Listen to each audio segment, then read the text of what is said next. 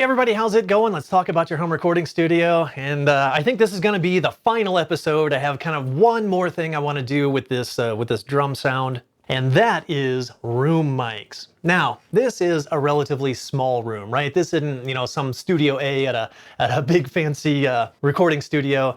I have a fair amount of acoustic treatment, just kind of the bare bones, first reflection points to really keep reflections down at my mixing position. But a side effect of that is that it also dampens the room in general. So this, while it's a relatively small room, the reflections are at least a little controlled in here. Now I have, and I think they're out of frame here. Actually, yeah, you can see this one over here. I have an acoustic screen. I have a second one over here that you can't see behind the camera, and I can move. I can move those around. And deploy them. They deploy out to about 36 inches wide, and I can use those to kind of help control reflections in the room. Now, typically when I think of room mics, I think of wanting to capture just the ambience of a beautiful sounding, large acoustically controlled room. But I think the one important thing that a room mic gives, even in a smaller room, is that it adds this subtle delay.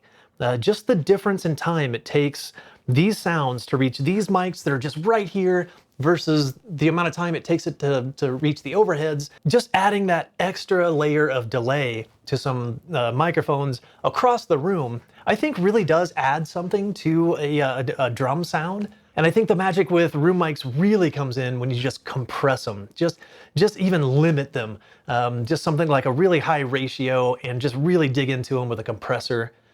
And then just kind of mix that in at low volumes. It's almost kind of like a parallel thing. Not quite, it's kind of different, but I think it really does add a valuable dimension to a drum sound, even in a small room. So let's give that a try. Okay, so what I'm going to be using for room mics, in this case, are a pair of Cascade Fathead ribbon mics. Now these are a very darkly voiced mic. And since this room, it has some acoustic treatment in it, but it's still relatively lively. And to, keep the room mics from sounding too harsh and just be all cymbal wash and everything, I think these are a very good fit in a room like this. Now, if I had, every wall lined with, sound absorbing material and the room was very dark and dead sounding, then maybe like a large diaphragm condenser, like a kind of vocal oriented mic that has that kind of high frequency lift on it. Might sound really good, but I think in this room, I used to have another pair of small diaphragm condensers that I used, and yeah, it was just noise. It just wasn't a pleasant sound. It was all just kind of harsh cymbals and everything. So honestly, I don't have a lot of experience in placing room mics. I've tried a few different positions in this room. But the first, I think the rule of thumb is first, just get them away from the kit. If they're equidistant as like the overheads or something, then I don't think they're going to add much. You're going to lose out on that kind of delay that gets added. And in a small room, there's only so far away from the kit I can get. I like to put them out in front of the kit since the kit is kind of built to project forward to an audience. So I think that's an appropriate place for room mics. I've seen videos of, people putting them, outside of the room, in the stairwell, in a closet, in the bathroom around the corner, just to pick up stuff.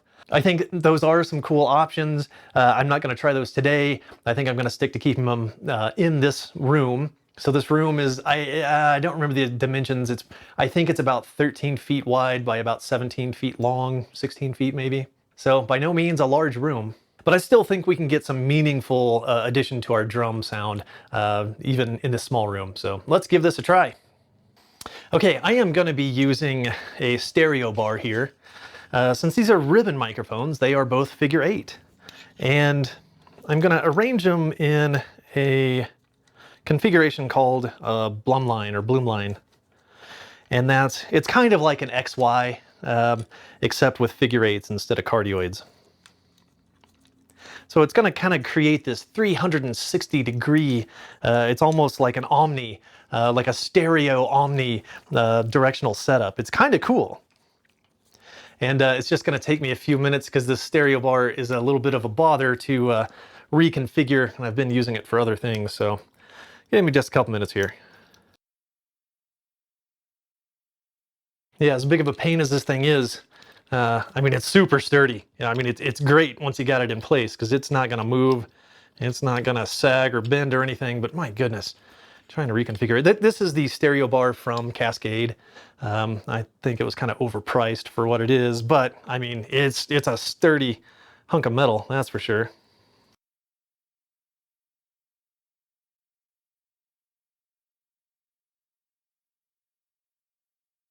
All right, my goodness, I finally got that. That is just a pain to do. All right, so what I'm gonna do is get them in here with the capsules as close together as I can. Not exactly sure. I'm gonna have to tilt this in order to get it in. There we go.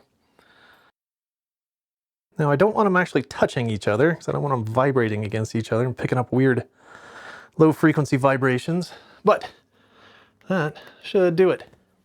Okay, so right now, they're figure eights. They're both facing the same direction. So what I'm gonna do is treat them like an XY, and I'm gonna get one of them facing 45 degrees off that way, and this one 45 degrees off that way. And now they are forming this kind of 90-degree angle with each other. And since the capsules are so close together, hopefully we won't have any phase problems with these. So to speak of this from drummer perspective, this guy is going to be facing over towards the hi-hat. He's going to be hearing from there, but he's also hearing from behind, so even more reflections from the left side. This guy's facing off to the left, so towards the ride, and then he's also going to be picking up directions from the rear of the room. So I think I'm going to have to move a couple of things here. And in all my playing around with this in this room, the kind of ideal, if there is such a thing as an ideal position for this mic array, unfortunately, it's right about where my butt needs to be in order to sit at the desk. So it becomes kind of a constant fight to get these things out of the way, sit down at the desk, do some stuff, get back up to record the drums, and have to put the mics back where they were. It's really a pain. But that really has been, through all my playing around, kind of my favorite.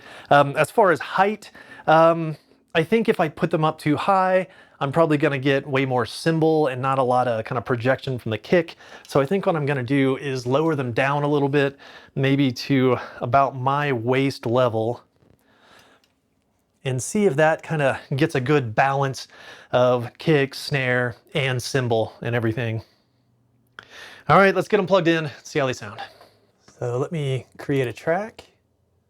I'll call it room. It is a stereo, and that is going to be 8 at, what is that? 8 at 5 and 6. So 5 and 6 right here. There we go. Arm them for recording, and might as well go ahead and arm everything. Gains are set right up the middle. These are ribbon mics, not terribly sensitive, so I'm not going to stress too much about gain. Okay, and just since I know this room relatively well, I am going to deploy these acoustic screens just to the left and the right of the kit. That should help cut down on some of the just wash that happens when just the high volume, drums are going. So hopefully that'll help the room mics not sound, too terrible. We'll see how that works out. Boy, this has been a lot of work, hasn't it? In a multi-purpose room like this, I have to tear the drums down, to get anything else accomplished. But man, after you've gone through this amount of work to get everything set up, it's a little hard to want to tear it down and do this all again anytime again soon. Let's see how this final piece of the puzzle, let's see if it adds anything of value. And we'll listen to, just the room mics, and then we'll listen to the kit, and maybe we'll just crush those room mics with some compressors and kind of bring that in and see what it adds. So let's hear just the room mics. Those are pretty quiet. Might need to turn those up a little.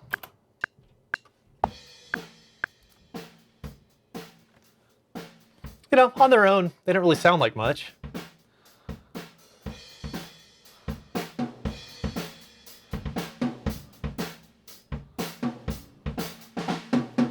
I like what they pick up off of the kick. I think that sounds pretty cool. So let's hear the room mics along with the overheads.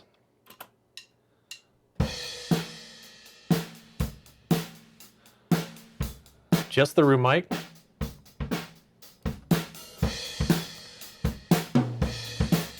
just the overhead.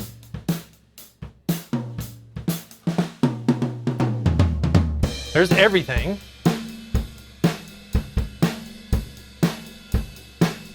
Let me take out. So there's no room.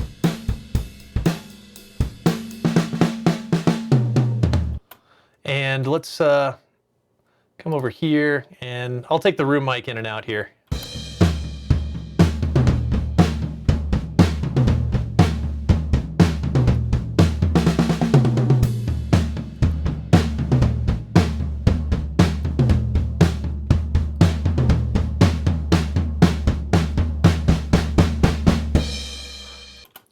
Okay, I like it. I like what that adds. You know, the ribbon mics, you know, kind of grab an interesting flavor out of the room.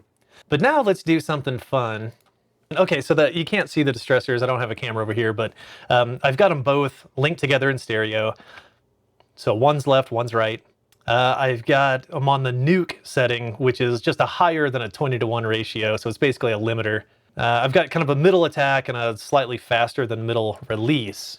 And let's toggle this on and off. So that's without. And that's with. Okay, so I am gonna take that off of solo. I'm gonna turn the room all the way down, and I'll just kind of slowly bring it in, and until it kind of starts to fill in and give us that feel of being in a room. All right.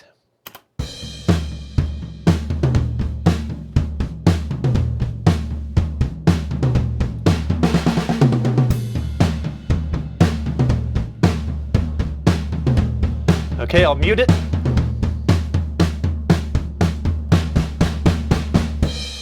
Okay, all right, here, let's go listen to that other part.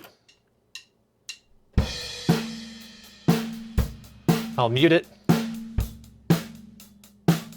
Bring it back in. Mute it.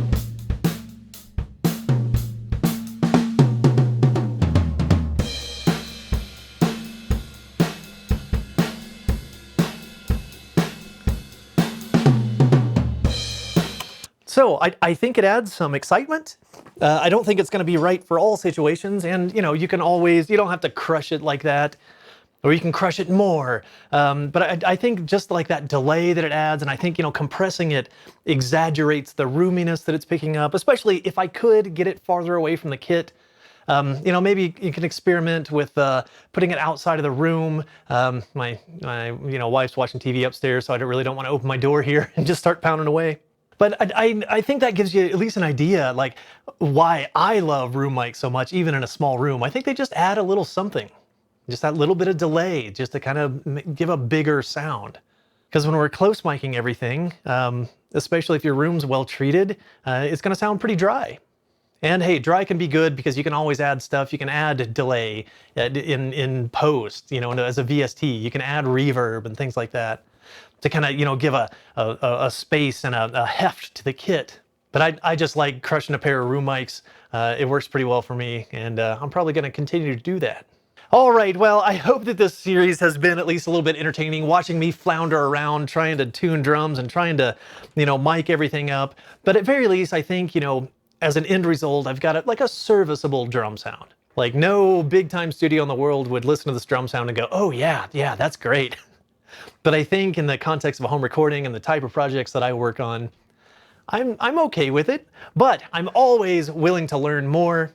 If you have any advice, any suggestions, let all the rest of the viewers and people reading the comments know. Leave a comment down below for us. And I think that's going to kind of wrap up this series.